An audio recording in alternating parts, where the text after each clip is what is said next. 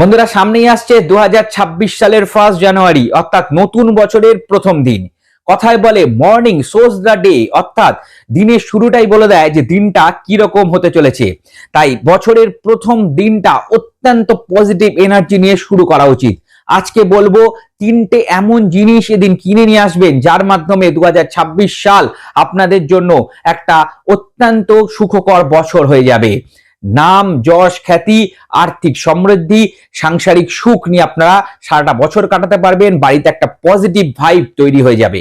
বন্ধুরা, 2026 এই সংখ্যাটিকে যোগ করলে আসবে 10 এবং একে যোগ করলে আসবে সংখ্যা 1, অর্থাৎ সূর্যের সংখ্যা। বন্ধুরা, বছরের প্রথম দিনই আপনারা তামার কোনো জিনিস বাড়িতে কিনে নিয়ে আসুন। বিশেষ করে তামার ঘটি বা জল খাওয়ার যে গ্লাস, সেগুলো কিনে আনতে পারেন।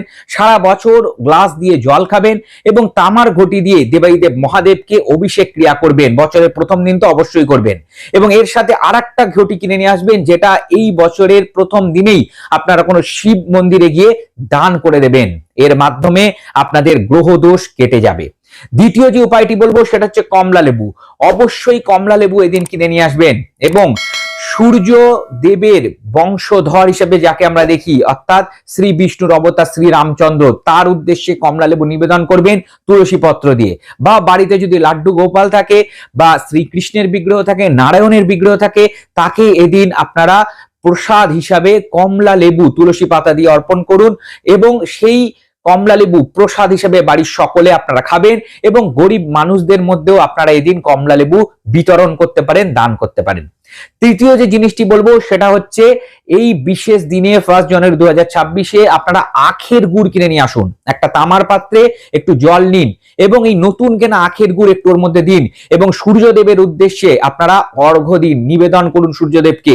ওং ঘৃণী সূর্যায় নমঃ এই মন্ত্র আপনারা জপ করুন এবং জপ করতে করতে আপনারা জলটি আপনারা সূর্যদেবের উদ্দেশ্যে নিবেদন করে দিন। সকাল সকাল স্নান করে উঠেই আপনাদের পজিটিভ এনার্জি বজায় থাকবে।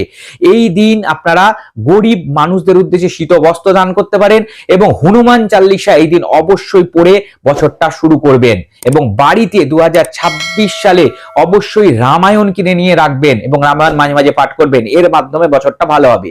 আরো কি কি উপায় করা যায় সেই বিষয়ে একটা পূর্ণাঙ্গ ভিডিও আচার্য ঋত্বিক চক্রবর্তী ইউটিউব চ্যানেলে অলরেডি আপলোড করা আছে। এই ভিডিওর লিংকে গিয়ে সেটা দেখে নেবেন। ডেসক্রিপশন বক্সকেও লিংকটি দেওয়া থাকবে। Wish you a very very happy and prosperous new year. নমস্কার।